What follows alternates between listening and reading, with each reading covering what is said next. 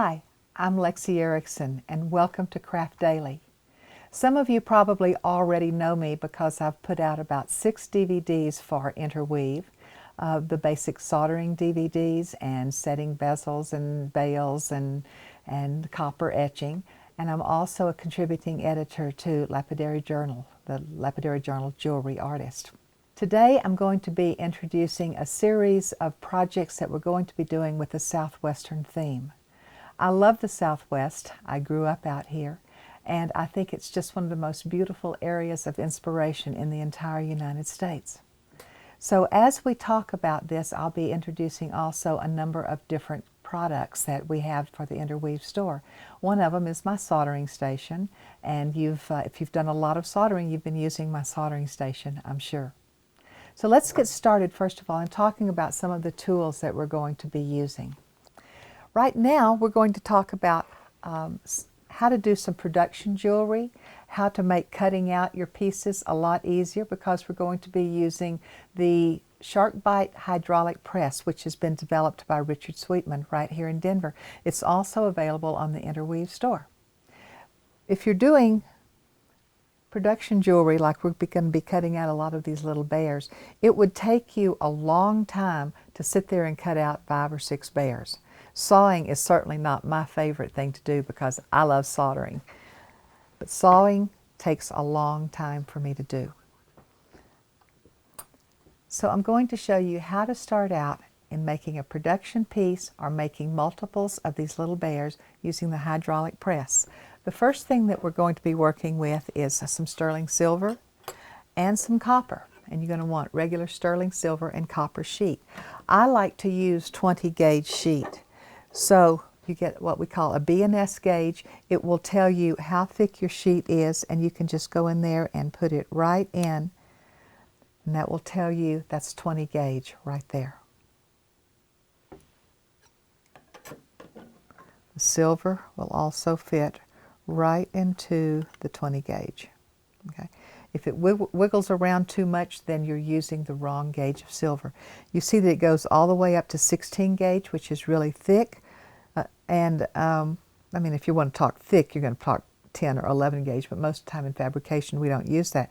We like to use 16, and my favorite is between 16 and 22 gauge to use. For the bracelets, because bracelets take a lot of abuse being on your wrist, 20 gauge is a really good gauge to use. So you'll need to have probably about a 6x4 piece that I'll show you later on how we're going to cut up. You'll need about a 6x4 piece of copper, and if you want to insert the little silver crosses in there, you would need maybe a 2x2 piece of silver, 20 gauge silver.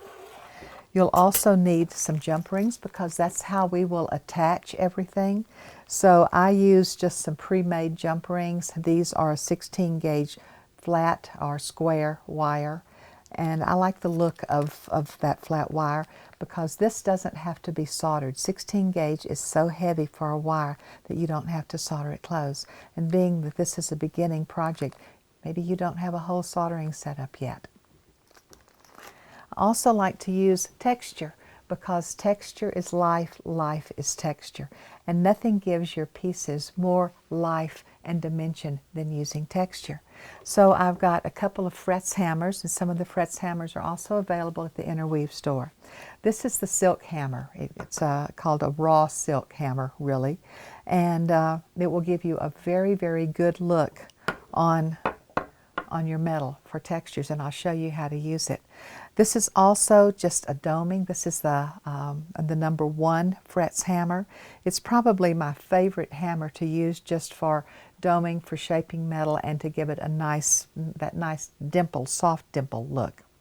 If you don't have these hammers, you can also just use a regular planishing hammer. It's also got a flat edge to it. You wouldn't want to use this edge here, but you would want to use this edge here. That would give you a soft dimpled look. We're using a number 2 half round hand file. The difference in a hand file for a ring half round and a regular half round is the thickness. You'll have a much thinner half round file if it's a ring file. So you can use either a ring file or a regular standard half-round file for this. You don't want to use needle files because here we want some large sweeping curves. So if you have a real thin file, you have more of a chance of coming off your piece and gouging your piece. But this gives you a lot of area here for filing and forming. We're going to be using a regular jeweler's saw. I like the 2/0 saw blades. I think they give you a lot of versatility there because you can cut anything from really about a 16 gauge up to a 20 gauge with a 2/0. For something that is real fine detail work, I'll go to a 4/0 saw blade.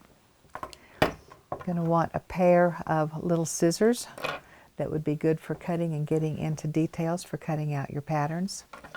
Also a rawhide mallet. This is a weighted rawhide mallet. I like this one. It weighs maybe a half a pound to a little bit 3/4 of a pound. It gives you more bang for your buck, really, because you can hit something and it doesn't bounce back a lot, and it is weighted, and I think it's filled with lead if you want to know the truth. And it is weighted, and it's a lot easier to use, and you get faster results than you do just with a regular rawhide mallet. If you have bought a new rawhide mallet, you'll find that it's beautifully shellacked, and it's really a work of art. However, the first thing you want to do is make it soft, because the idea of having a rawhide mallet is having something soft to bend your metal with. You don't want to texture your metal. If you want to do that, you would have one of the texture hammers. But you just want to gently bend the metal, or sometimes you even want to use this to use with a wooden block. But the first thing you want to do is take this beautiful new shellacked, gorgeous rawhide mallet and take it outside to a piece of cement and sit there for about, I don't know, an hour, and rub it back and forth so that you soften both the edges, because you want these edges to be nice and soft. Otherwise they will mar your metal. Also, you will learn with practice how to hammer flat. You don't want to get those little smiley faces that sometimes if you tilt your hammer a little bit too much when you're hammering, you'll get these little smiley faces. Well, you don't want to get that, especially with a rawhide mallet. So either you take it out there or pay some teenager 50 cents to go out there and do that. They'll have a ball hammering rocks and cement and everything just to get it softer. You'll also need a variety of pliers. I'm using some chain nose pliers in this particular project. You'll also need some round nose pliers for later on when we make the closure for the bracelet. Everybody should have a wooden dapping block, and they come, when you purchase them, with two smaller daps that you kind of have to work around. I'll show you how to use this later. But I like having one large dap because that gets in there, and you can put the little bear that we're going to be using and put that in there and immediately get a nice pretty curved shape on it. I like an automatic punch. We use an automatic punch. I'll show you how to use that instead of having to use just a nail or the regular punch. And you can use a rawhide mallet, or you can also use a chasing hammer on that. Either one. But it just is one more little step that I prefer to leave out, so I got an automatic punch. I get the automatic punches, they're available from All Craft Tools in New York. You'll also need some drill bits. A number 50 drill bit will work fine with your 16 gauge wire. 55 drill bit will fit a 16 gauge wire just perfectly. But being that this is a bracelet, we're going to want a little bit of wiggle room, so I'm using a number 50 drill bit for this. You'll also need a variety of sandpapers. Now, don't go to your local hardware store to buy your sandpapers. You really want metal sandpapers. So I'll show you some different sandpapers during this whole series, but today what we're going to be using is a 3M sanding sponge. And that will give you a consistent finish, and also because it's easy to use, it feels good in your hands, and it will work well with the curvature of the bears that we're going to be doing. I like finishing up the pieces with some burnishing tools. I have a wide burnisher here and a narrow burnisher. You can use them to get into different areas. That will go right along the edge of the outline of our bears and give us just that little bit of excellence and brilliance that we're going to want to show us that we have good craftsmanship. We're also going to be needing a bench block today, and this bench block comes with a heavy base. It's available through Wubbers, also available through the Interweave store. And then the piece de resistance that we're going to be dealing with is our hydraulic press, which is behind me, and I'll show you how to use that in just a minute. To cut out our bears, you're going to need what we call a pancake die. And this pancake die will come in a variety of different shapes. This die came from Kevin Potter, potterusa.com, and because I love this bear so much, we're using this today. Kevin has made a variety of different types of dies that you can use, everything from large bracelet dies to smaller dies that you can use, and I'll show you those in another segment of Craft Daily. Don't forget, the everyday staple we need is the glue stick and a Sharpie pen, and also a flexible ruler. Okay, if you've got all that, we're going to be ready to go.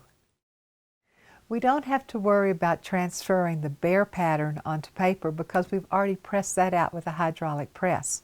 But if we want to use the cross in this, we don't have a hydraulic press pancake die for a cross. So I'm going to use a cross that I did in my Bale setting DVD, and I particularly like this cross. It's very popular in petroglyphs in the Southwest. It's an equal-armed cross, and it stands for north, south, east, and west, or also can mean the north, south, east, and west winds. Again, we're using a thin Sharpie to go along here. So we'll trace along on the paper, and I like to use graph paper. It gives me a pretty good idea of a sense of proportion and that everything's lined up. So there we have a drawing done for our cross, and here we're going to come through and cut out our pattern. I like using small scissors for this rather than larger scissors because this is going to be the pattern that we'll put onto the metal, so we want a pretty clean pattern because we'll be cutting right around this. I'll go ahead and cut off and get the rest of this paper out of the way.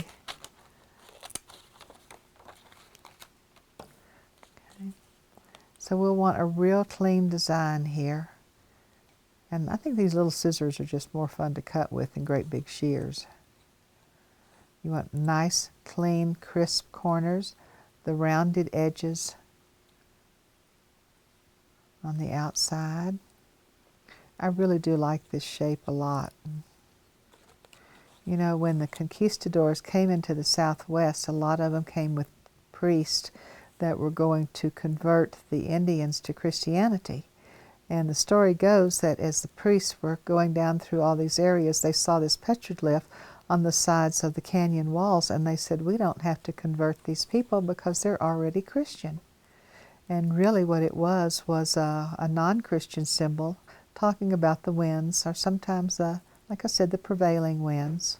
So here we go. We got a little cutout here. And I really do like this particular glue because it's nice and gooey and the pieces stick real well to it. So we'll be putting this on the back side. Now we want to really save metal because silver is expensive. So we want to use just right to our edges here of silver. You don't want to put the piece right in the center. That ruins the whole piece. You can't do much with it then. So if we have this and we cut this out, then, and we only have it over in the corner, then we have all the rest of this silver that we can use for another design. One of the most endearing designs in the Southwest is called the Zuni bear. It sells very well at all of the galleries here, whether it's a picture of a Zuni bear or a painting or a piece of jewelry or pottery. The Zuni bear shape, I think, is one of the most beautiful. Here it is in honey calcite, and here it is in Colorado Yule marble. You can see that there's a little bit of deviation there in the shapes, but you still have the large, elegant, rounded, open shapes of the body of the bear. And I think that's one of the most beautiful shapes. Many of the viewers of my DVDs have also noticed that I have a bear ring. And this is a Zuni bear, and I like it. It means good luck, because anywhere you see a bear in the arid Southwest, you're going to find water. And so it's very important to have a water in the Southwest. So this is a very popular and very much loved area of design for all of the artists to work with. We're working with Kevin Potter's die here, and I'm going to show you how we're going to make multiple bears and create a bear bracelet. I already have one cut out here, and this bear, we want to think about the design of the bracelet.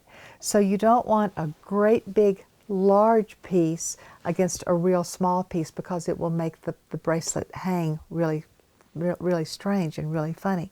And we also need to determine how many bears we're going to need for the bracelet and what type of a closure we're going to want for this bracelet. So you have a lot of things to consider when you're considering the design part of a piece of jewelry. So we have this bear cut out, and I realized that this bear is about 1.5 inches.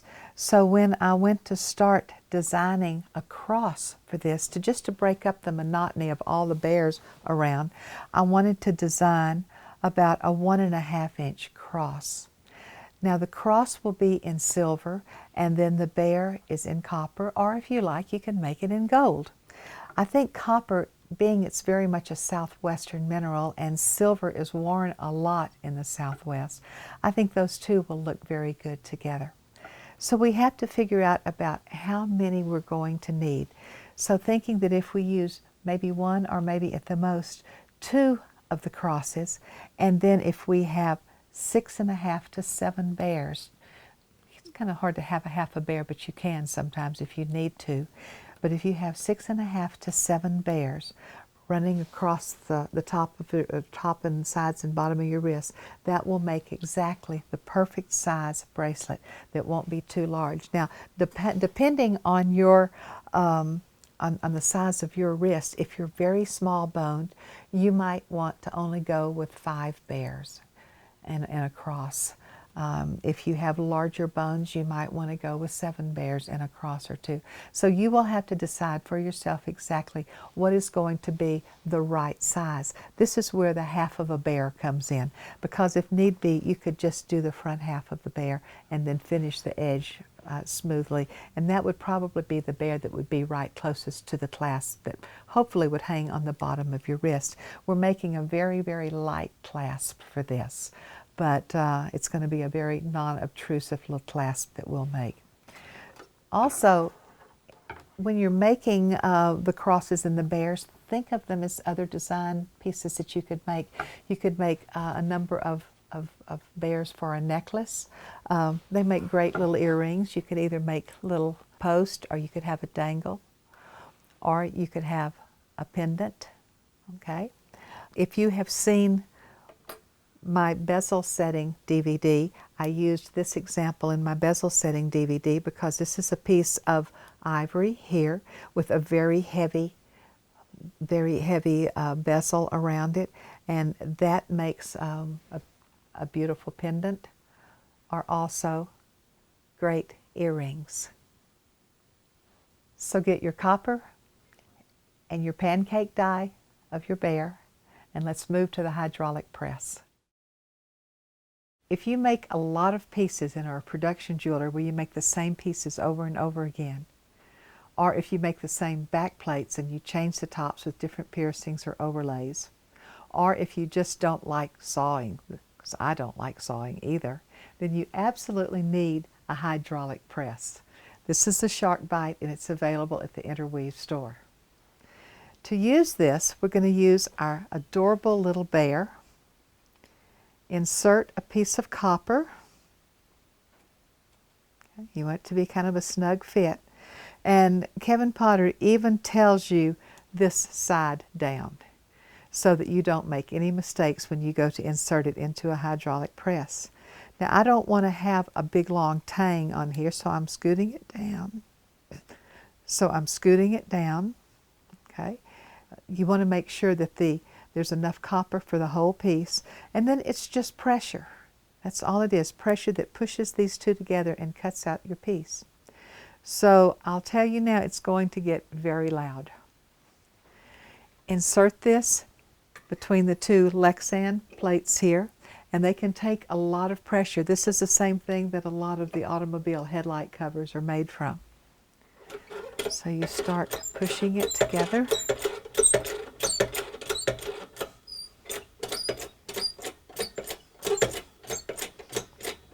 This is the hardest part of the whole thing. You'll get some pressure. I told you it was going to get loud. And then release.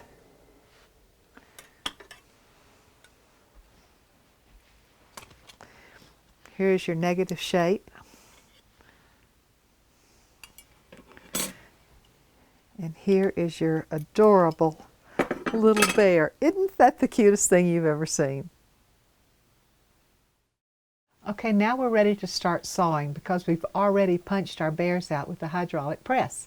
So now, since we don't have a shape for our cross, we're going to have to do some manual labor here and saw out our cross. I've cut out the cross pattern and I used a glue stick and I stuck it onto this piece of silver. Now I'm going to use my regular saw and a saw blade. The saw blades are very tiny, and what you're going to be using is probably a 2/0. That's the most standard size that even most teachers will tell you to start with, is a 2/0, because it will cover from like a 16 gauge up to a 20 or 22 gauge metal, and it works just fine. Personally, I have a lot of saw blades that go from like a size 0 all the way up to a 6/0 for real fine sawing. But this is a very simple shape, and so I'll be able to use a 2/0 without any problem at all. Now, to put the saw blade in, you're going to need to use the breastbone here, and the saw blade is inserted into the saw, tightened up, and then inserted here, and you push a little bit onto, it shouldn't even hurt. You don't have to push that much. If it hurts, you're pushing too hard. And so with this one right here, you'll be able to feel some resistance when you run your finger up and down it. To start off the sawing, I find that it's a little bit easier to go in at an angle first. You always want to wear your safety glasses.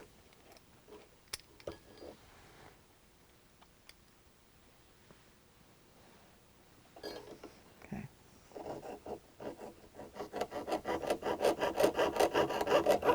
Now, cutting a straight line can sometimes be a little bit difficult, so you can angle your saw just a little bit to cut that straight line.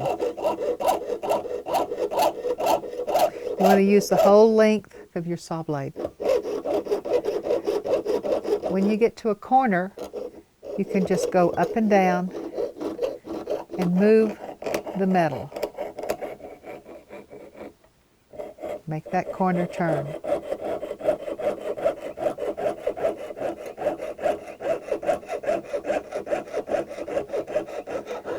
Make the gentle turn right around the edge here. If you cut off the piece of metal, that's quite all right. Just falls. Okay. Come in over here at an angle. Your work always should be supported by the bench pin, and that's why you have a V shape into that. There are commercial bench pins. I've had this bench pin for about 32 years. It's made out of an old bed slat, and it's got different drills and drill holes in here, because if I want to set an earring with a post on the back, I can put it in one of these holes and go ahead and set the bezel all around there. Here I have a little hole that I drilled that will take any of the sawings that I have. And I have a little bowl under here that has all of my dust. just like little sawdust and little silver dust. And that way, sometimes if I want to use it for a texture, I can solder it on, just sprinkle it on and almost like fuse it on to a piece for texture. We'll talk about that in a couple of more videos down the line. So we'll go ahead and finish cutting this out.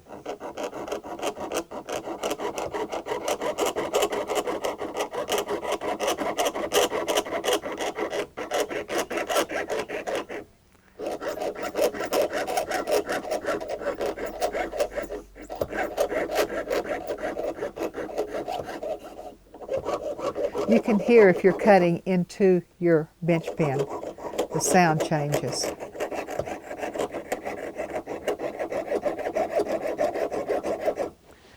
I'll pull out the drawer.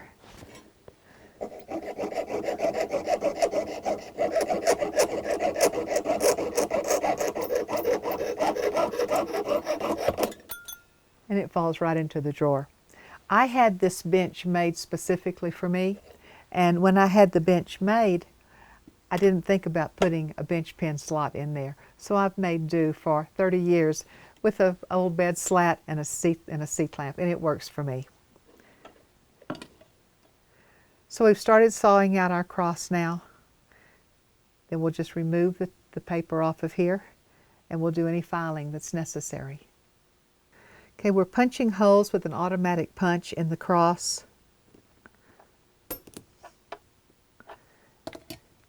And then just drill straight through the holes here.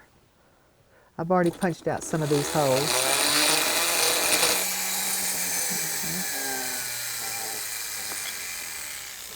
So these will attach to the bears that I've drilled holes in already. So we're lining them up. Got some cleanup to do because every time you drill a hole, you'll have a little burr on the back of the piece. So we'll have to go through and sand those off, and I'll show you how to do those. I like to use nail files, acrylic nail files. I like to come up behind the piece and sand off any little burr or any roughness that the drill bit has left. We can also take a pair of shears. Joist chins are great. They're kitchen shears. They're made for cutting chicken and chicken bones, and they cut flesh and human bones just as well. So you always want to keep your hands out of the way. I'm going to cut that little bit off right through there. This is that little tang that was left. And then we'll just come through with we'll just use a bigger one. Come through with a file here and just file that. Now you saw it took only a few seconds to cut this out. And it just takes a couple of seconds to cut off the tang and file away the edge. And there we have our bear. Now we would still be sitting here watching me saw out these bears because I've got 6 bears sawed out. But I cut them all out in less than a minute because of using the hydraulic press. It's one of the easiest tools to use. Everybody needs one in their studio. And there's a lot of other things it can do, plus cutting things out for you. It can give you patterned metal. It can also give you domed pieces. So it's a great investment for your studio. I'm going to use an automatic punch, and we've lined up some bears here. So we want to line up where the jump rings are going to go. I'm not real happy where I put that other hole. I'm thinking I need to put some holes down here.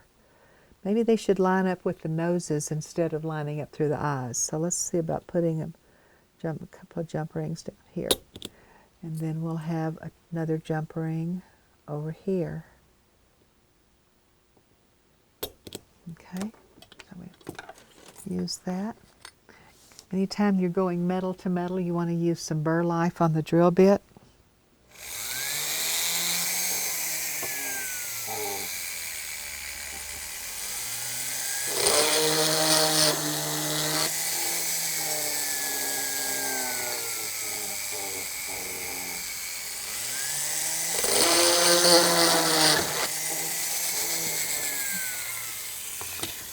Come through here. Use your joist chins. Clip that off.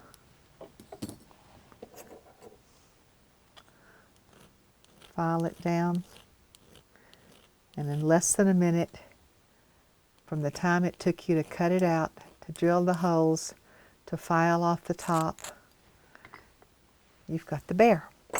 Now, if you'd like to use something to texture your bear with, we can texture your bear.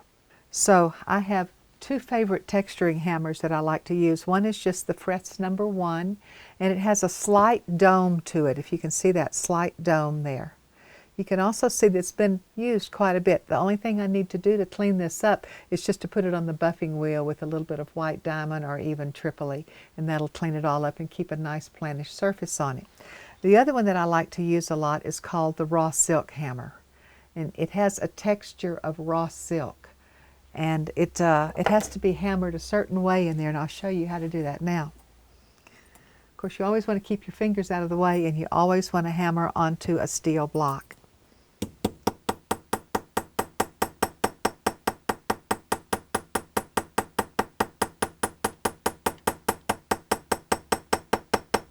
So what you always want to do when you're using the silk hammer is to make sure that your hammer strokes overlap and that you always hold the hammer at the same angle.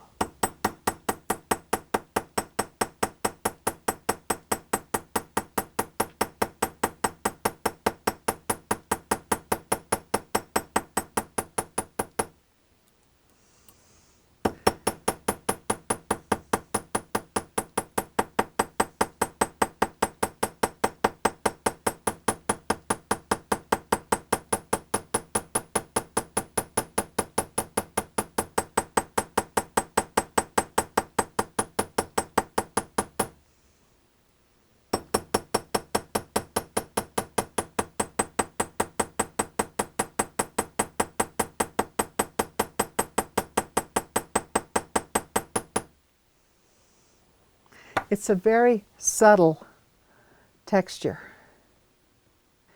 If you want to use the other hammer and get just a hammered, just kind of almost a planished copper look, you can get a planished copper look using the number 1 hammer.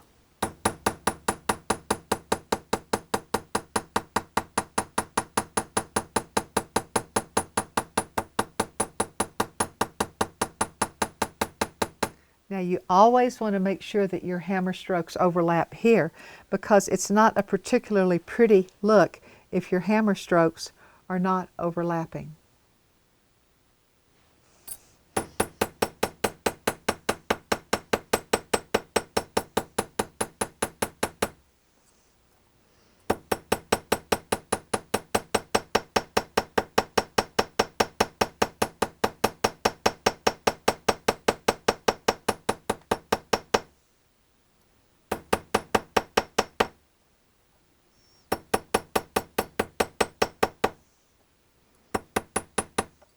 Check it under the light to make sure that all of your hammer strokes are overlapping. And this is one of my absolute favorite looks. Okay, I've got the holes drilled and I've got the bears textured. Now we're going to dap the bears to give them that gentle curve that the bears have. You know, they're chubby little animals, so they would look kind of funny if they were just perfectly flat. So we're going to give them some volume now. And you do that by using a large dapping block in your dapping punch. I like to use a rawhide mallet on this. You don't have to hammer it really, really hard. It's copper, it's metal, yes, but it will move pretty easily.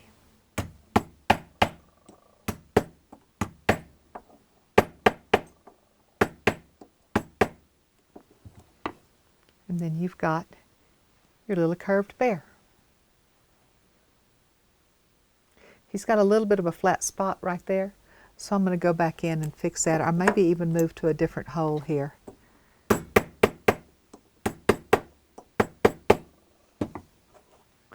So there's a little curved bear. See the difference in the little curved bear and the flat bear? Okay. So they're very easy to do. Just take each one.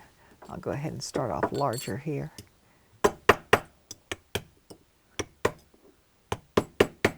You want to move your your dap around. You don't want to just keep it in one spot.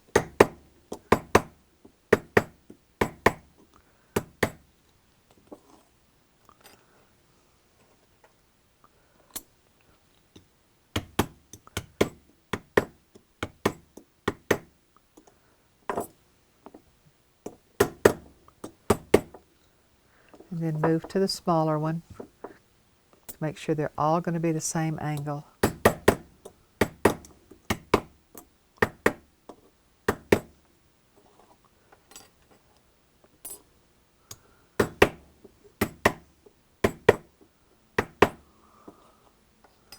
Have those three. Might as well go ahead and dap our cross also.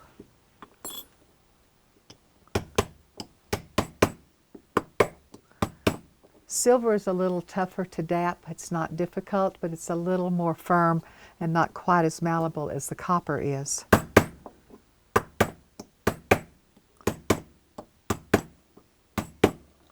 Check for any flat spots.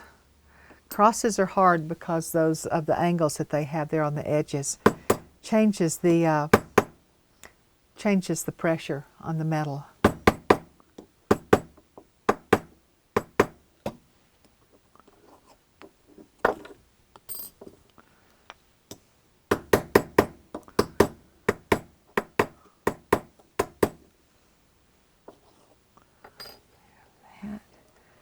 And some going the other way.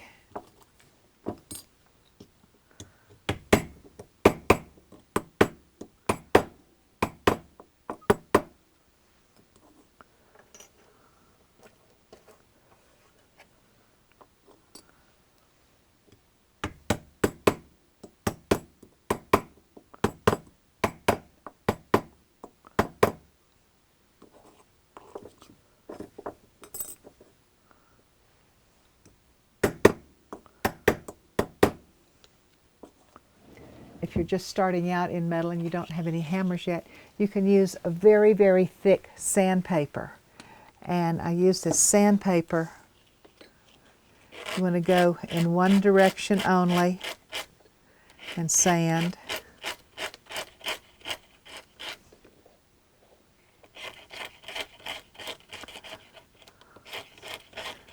If you want more of a Florentine look, you could go kind of at a cross, but I like to go just in the one direction. It gives it more of a satin finish then.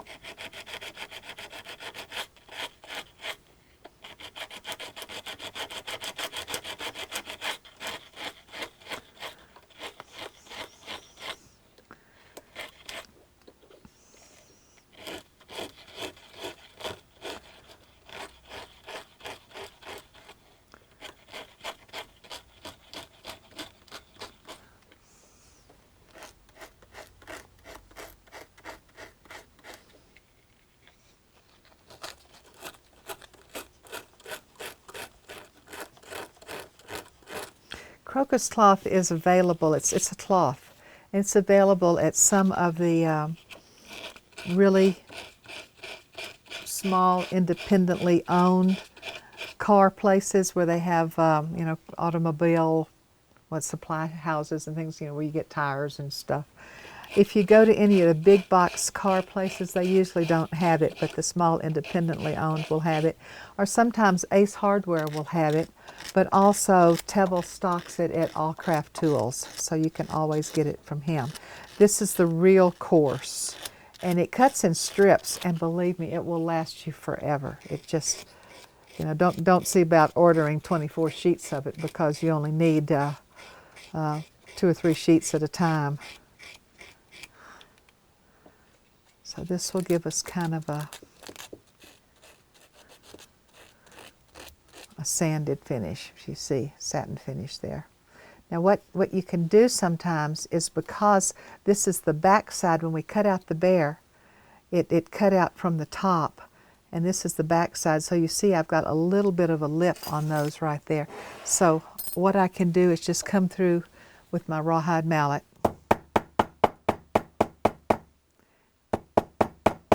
and it takes that little lip off of it.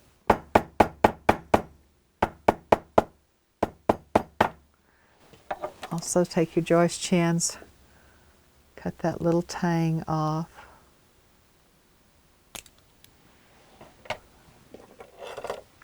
File it down.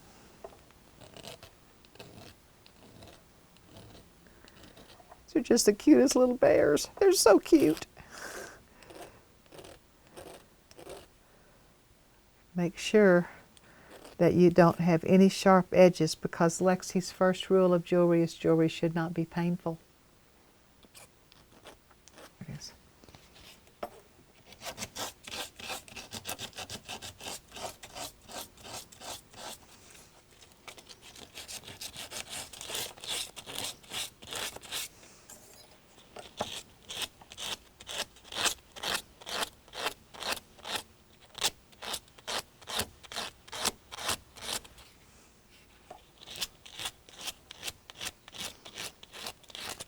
Make sure you sand that area where you have the tang.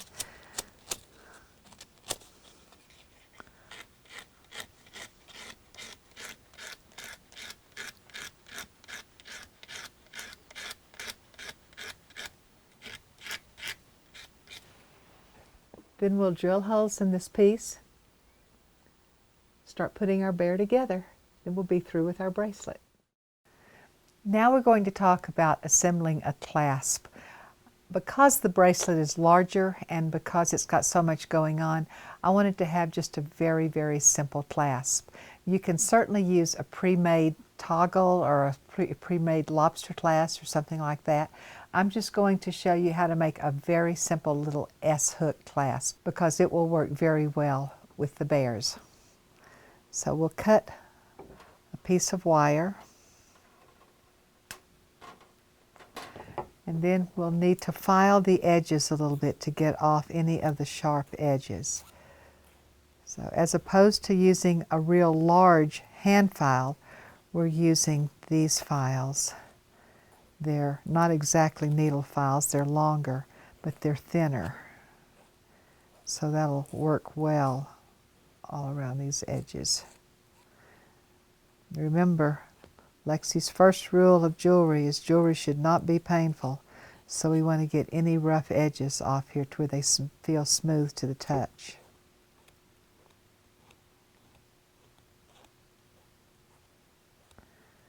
Now a little S-hook is very easy to make. I use a pair of Weber's bail making pliers.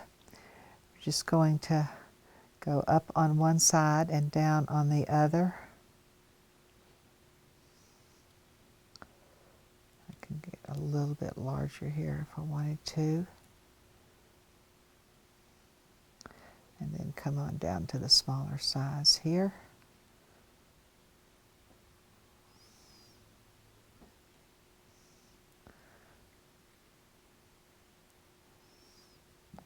Little S-hook.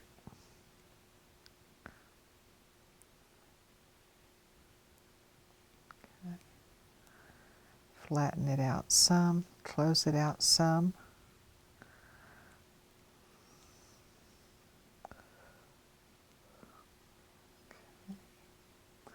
Then I'm going to polish it up a little bit, raise the side of it up. So let me take it over to the buffing wheel. Give me 30 seconds and I'll be right back with you. Okay. We've just polished this up now so we have a nice shine on it. Put a little turn up here on the edge and there we go. That will be our clasp for the bear bracelet. Now even though we've punched out all of our bears on the hydraulic press and that we don't have any saw marks or file marks on them, I'm still going to want to put a little bit of a burnish on each of the bears. Gives it that little piece of elegance. So I'll come through with some sandpaper and sand along here, sand around the entire body of the bear.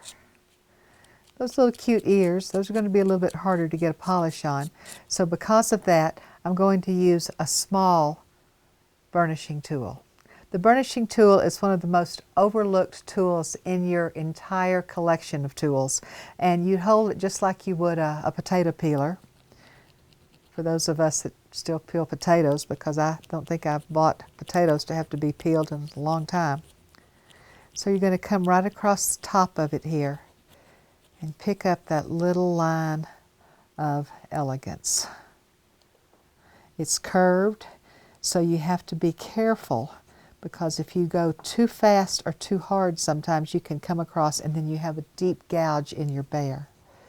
So we'll come across here, come across this pretty curve, and see how that just picks up that little shine?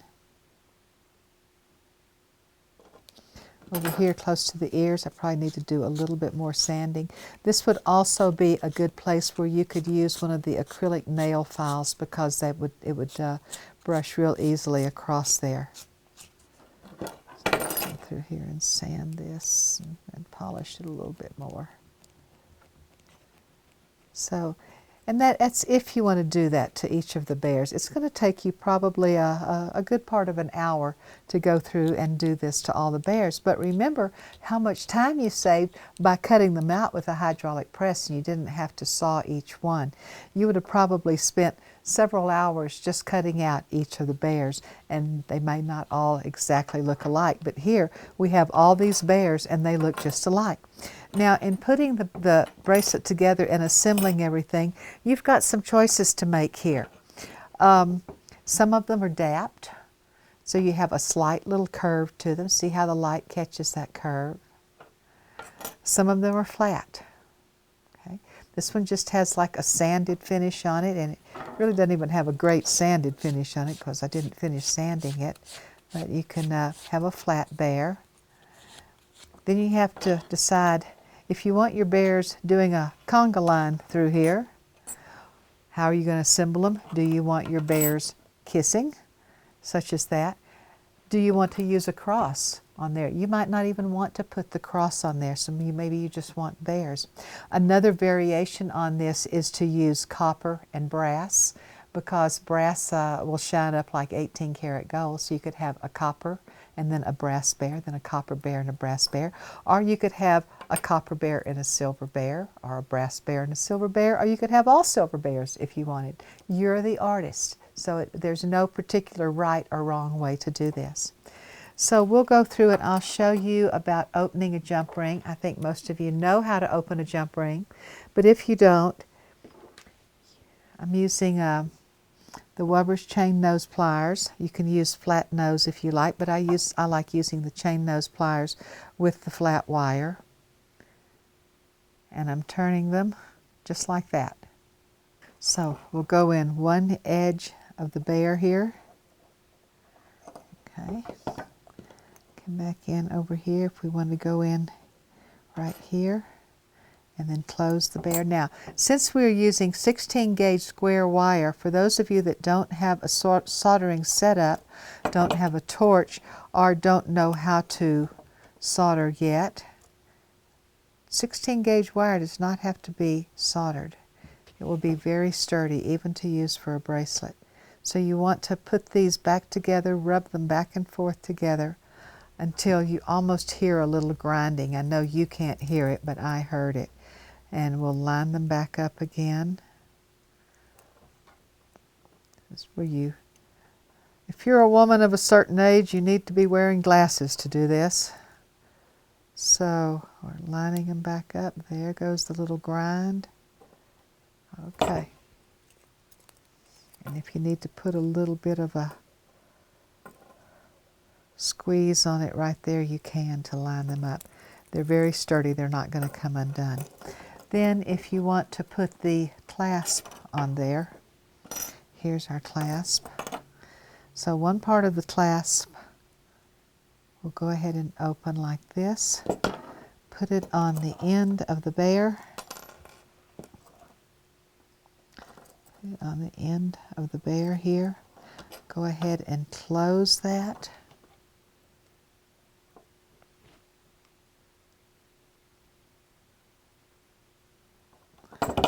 Give it another little gentle squeeze. Now you may want to make a much longer bracelet or perhaps even a necklace, but this is just for demo purposes. Come and add into his little eye here, add another jump ring.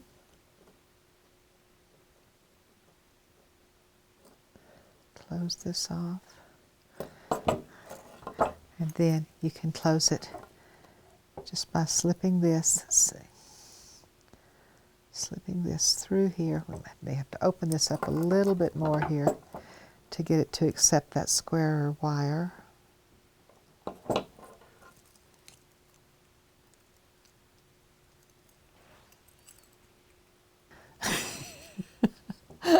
I love it. It's just so much fun. It's a very easy project for you to do. So what you've learned today is how to use a hydraulic press. Because if you're doing multiples, you'd probably still be sitting here like me, sawing out these bears. You've also learned how to transfer a pattern to metal, how to use the jump rings, how to use an automatic punch and drill your holes. It's been a day of learning for you, and what you end up with is a delightful bracelet that I'm sure would just be a showstopper for you to wear or to give as a gift or to sell at any of your very successful shows. I hope you've enjoyed today. I've had a lot of fun with you, and happy creating.